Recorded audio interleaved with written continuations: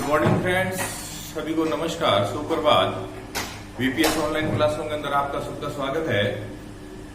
12th class Hindi medium chemistry के अंदर अपने पास में सॉलिड स्टेट चल रहा था, ठोस अवस्था अपन लोग पढ़ रहे थे।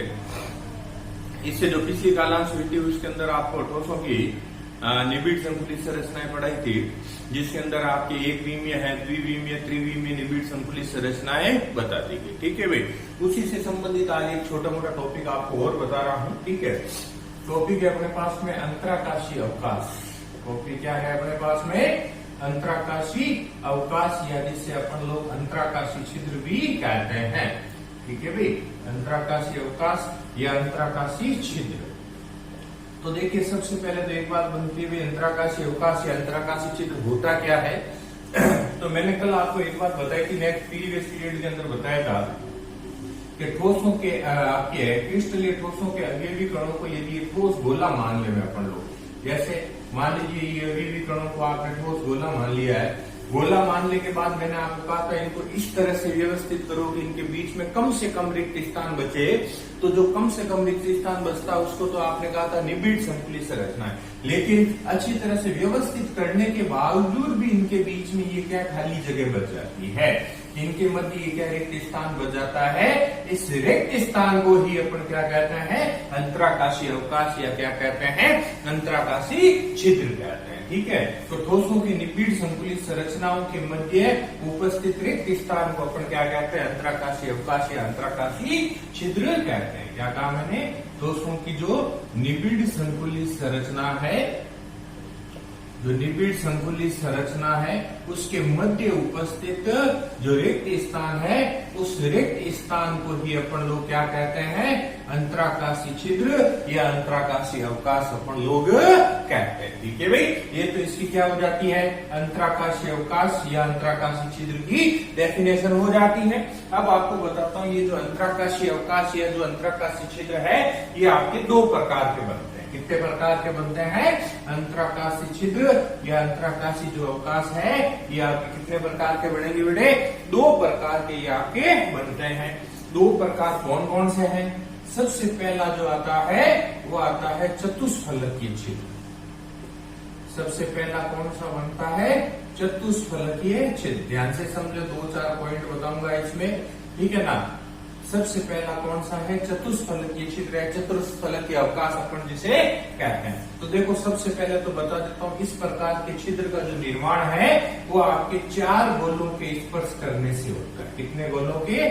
4 गोलों के स्पर्श करने से इस प्रकार के छिद्र का निर्माण आपके होता है। ठीक है, 4 गोले कैसे? जैसे मान लीजिए ये एक गोला, ये मान लीजिए आपके दूसरा गोला, और ये मान लीजिए आपके कौन सा है? तीसरा गोला है। समझ में आ गई? 3 गोले तो ये हो गए, और चौथा गोला इनसे बने गर्त में क्या होता है? व्यवस्थित होता है। चौथा गोला क्या है? इनसे बने गर्त में व्यवस्थित आपके होता है। तो ये जो छिद्र है ये क्या कहलाता है? चतुष्फलकीय छिद्र आपके होता है। तो हमेशा ध्यान रखिए, चतुष्फलकीय छिद्र जो है वो कितने गोलों के स्पर्श करने से?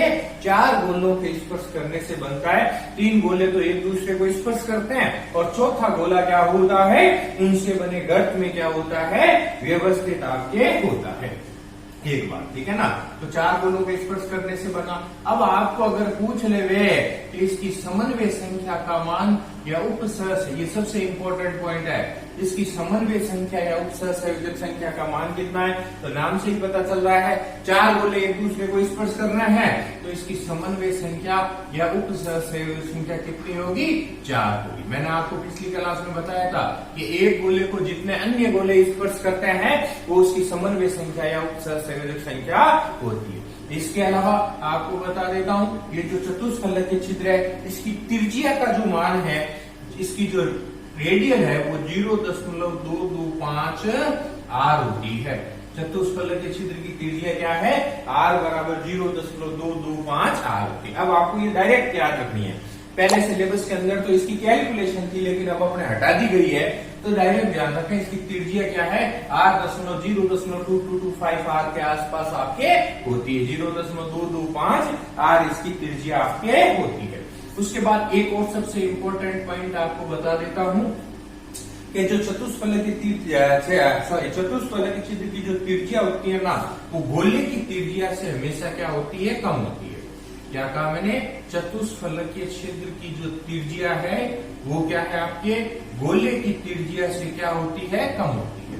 गोले की त्रिज्या से क्या होती है भाई आपके, कम आपके होती है, ठीक है ना। और एक और इम्पोर्टेंट पॉइंट इसके संबंध में हमेशा ध्यान रखिए आप लोग कि चतुष्फलकीय छिद्रों की जो संख्या है वो गोलों की संख्या से क्या होती है, दुगुनी होती है। चतुष्फलकीय छिद्रों की संख्या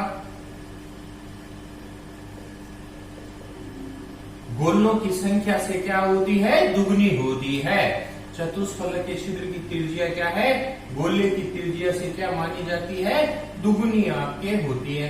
जैसे फॉर योर काइंड, मान लीजिए गोले की त्रिज्या आपके n है, गोले की त्रिज्या क्या है आपकी, मान लीजिए n है, तो चतुष्फलकीय छिद्र की जो त्रिज्या हो जाएगी वो क्या हो जाएगी, 2n हो जाएगी।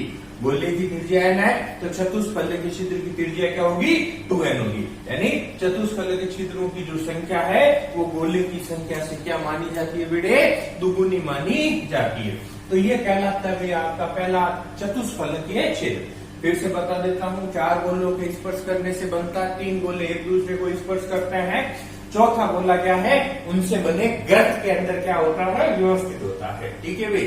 उसके बाद सेकंड पॉइंट आपको बताया गया कि चतुष्फलकीय छिद्र की समन्वय संख्या का मान या उप सहसंयोजक संख्या का मान कितना होता है, 4। उसके बाद इसकी रेडियल कितनी है, 0.225 होती है। और गोले की त्रिज्या हमेशा क्या है आपके चतुष्फलकीय छिद्र की त्रिज्या से ज्यादा होती है, या यूं कहें चतुष्फलकीय छिद्र की त्रिज्या गोले की त्रिज्या से कम होती है। इसके अलावा चतुष्फलकीय छिद्रों की संख्या गोले की संख्या की क्या होती है, दुगुनी होती है। क्या होती है भाई आपके, दुगुनी होती है, ठीक है। और लास्ट पॉइंट आपके, जैसे गोले की त्रिज्या n है तो चतुष्फलकीय छिद्र की त्रिज्या क्या हो जाएगी आपके, 2n हो जाती है। तो ये पहला आपका जो कहलाता है वो कौन सा कहलाता है भाई, चतुष्फलकीय छिद्र कहलाता है। अब जो नेक्स्ट बताऊंगा उसमें भी पॉइंट क्या बताए जाएंगे आपको, सेम ही बताए जाएंगे।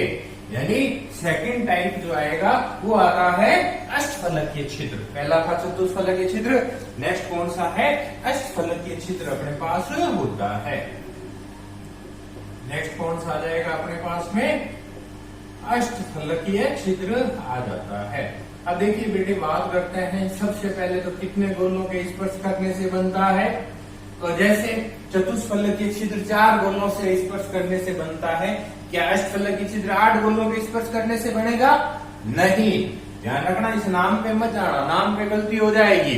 तो अष्टफलकीय छिद्र का जो निर्माण होता है वो 6 गोलों के स्पर्श करने से होता है। कितने गोलों से, 6 गोलों के स्पर्श करने से इसका निर्माण आपके होता है, ठीक है। इस तरह से, जैसे मान लीजिए ये गोला, ये मान लीजिए दूसरा गोला, ये तीसरा गोला, ठीक है। 3 गोले तो ये हो गए, और बाकी 3 गोले इनसे बने इस तरह से गर्त में क्या होते हैं, व्यवस्थित आपके होते हैं, ठीक है ना।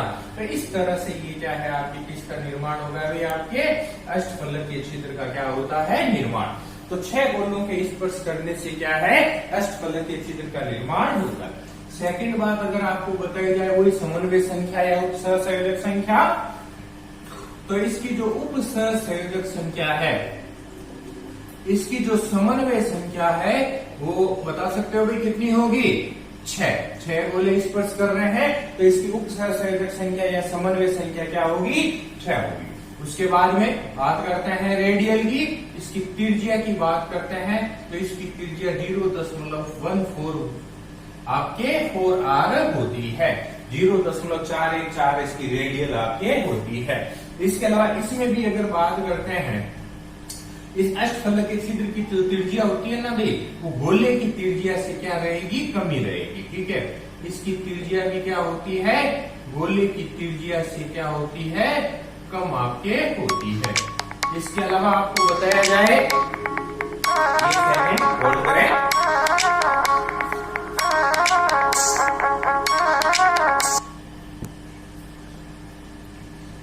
हाँ यस।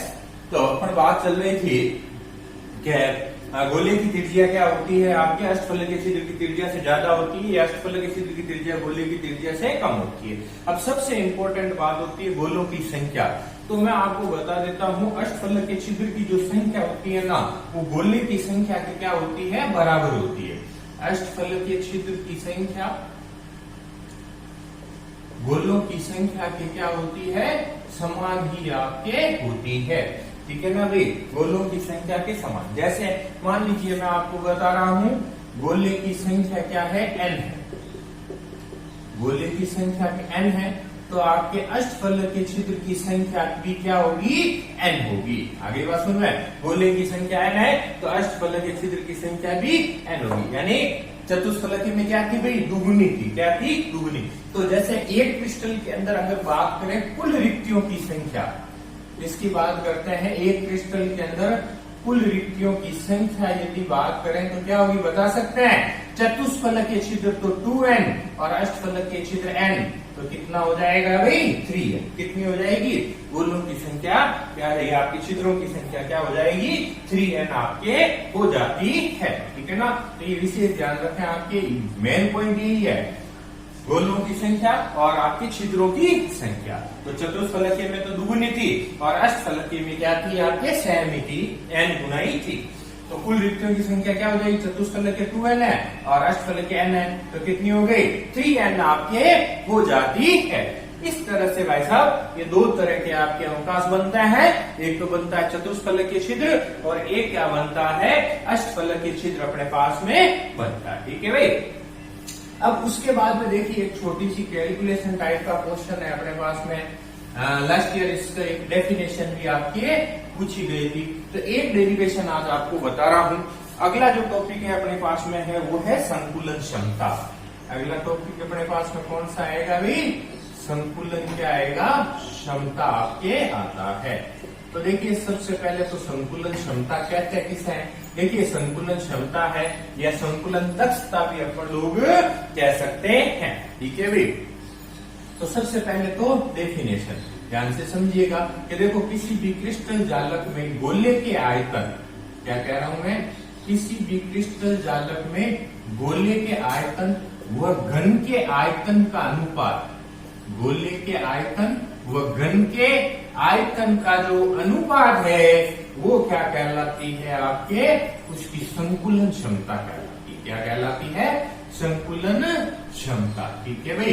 क्या कहा मैंने, गोले के आयतन व घन के आयतन का अनुपात क्या कहलाती है, संकुलन क्षमता या संकुलन दक्षता कहलाती है। ठीक है भाई। या यूं कह सकते हैं कि किसी भी क्रिस्टल जालक में उपलब्ध स्थान का आपके उसके अवयवी कण जितना स्थान घेरते हैं, क्या कहा मैंने, किसी भी क्रिस्टल जालक में उपलब्ध स्थान का, क्या कहा मैंने, किसी भी क्रिस्टल जालक में उपलब्ध स्थान का अवयवी कण जितना स्थान घेरते हैं, अवयवी कण जितना स्थान घेरते हैं वो उसकी क्या कहलाती है, संकुलन क्षमता या संकुलन दक्षता कहलाती है।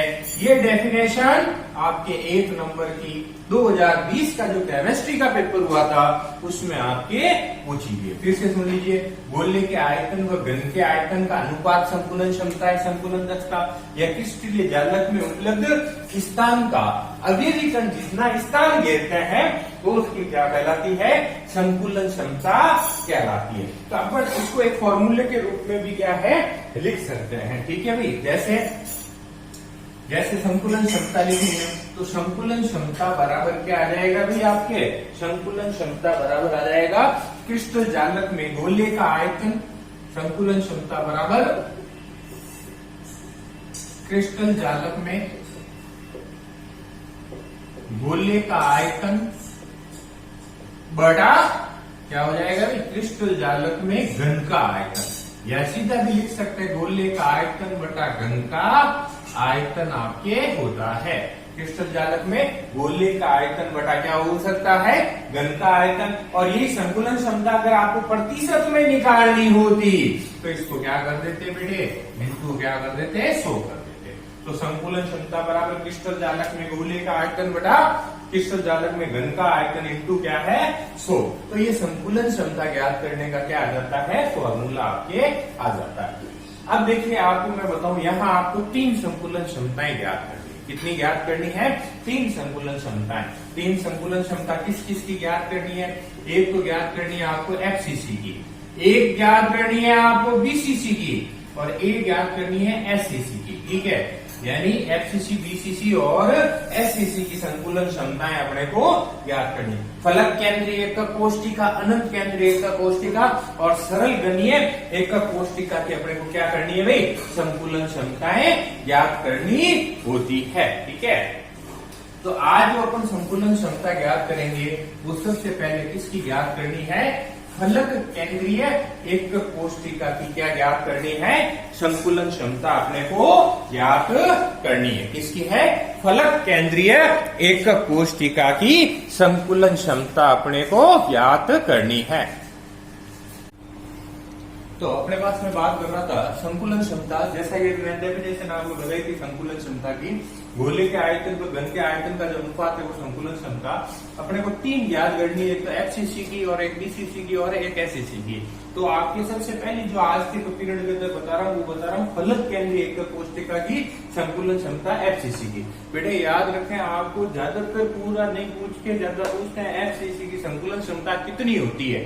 ठीक है ना, तो कैसे कैलकुलेट करते हैं अपने को ये भी पता होना चाहिए। जैसे ये अपन ने फलक केंद्रीय एकक कोष्टिका बताई है, जैसा कि मैं पहले भी बता चुका हूँ, फलक केंद्रीय एकक कोष्टिका में अभी कण घन के कोनों के अलावा क्या होते हैं, प्रत्येक फलक में होते हैं। जैसे ये फलक में है, फलक में उपस्थित है घन के कोनों पर तो है ही। तो ये डायग्राम, इसमें एक ही बात आपको ध्यान रखनी है कि जैसे मान लीजिए एसी भुजा जो है किसके बराबर होती है, 4r के बराबर। कैलकुलेट नहीं है अपने पास डायरेक्ट ध्यान रखना होता है, एसी बराबर 4r। अब कैसे इस सवाल को हल करना है, तो सबसे पहला काम क्या करना होता है, फलक केंद्रीय एकक कोष्टिका में कुल अवयवी कण ज्ञात करना होता है। मैंने आपको सिखा रखा है अवयवी कण कैसे ज्ञात करते हैं। तो जैसे 8 × 1/8 यानी घन के कोनों पर कितने अवयवी कण है, 8 है, और मैंने कहा था उनका योगदान क्या होता है, उनकी संख्या का 1/8 का होता है। तो 8 × 1/8, फिर 6 × 1/2। 6 कहां से है, फलक में अवयवी कण कितने हैं, 6, और उनका योगदान क्या बताया गया, उनकी संख्या का 1/2।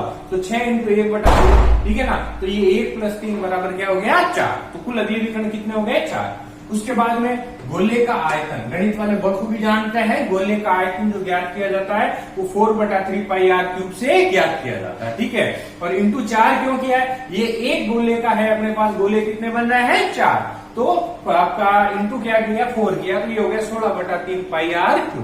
उसके बाद में अपने पास में घन का आयतन, ये भी आप जानते हैं, घन का आयतन क्या होता है, a³। क्या होता है, a³। गोले का आयतन 4/3πr³ और घन का आयतन क्या होता है, a³। तीनों पॉइंट क्लियर।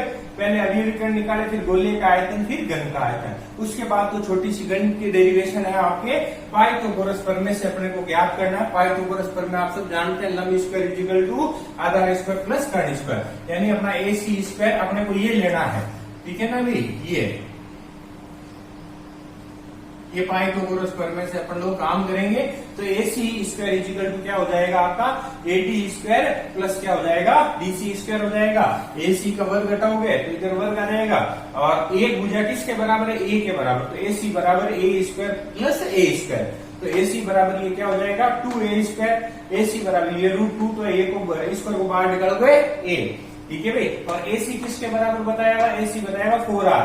तो 4r बराबर क्या हो गया, √2 × A। अब आपको क्या ज्ञात करना है, A ज्ञात करना है। तो √2 कहां चला गया, नीचे। A बराबर 4r/√2।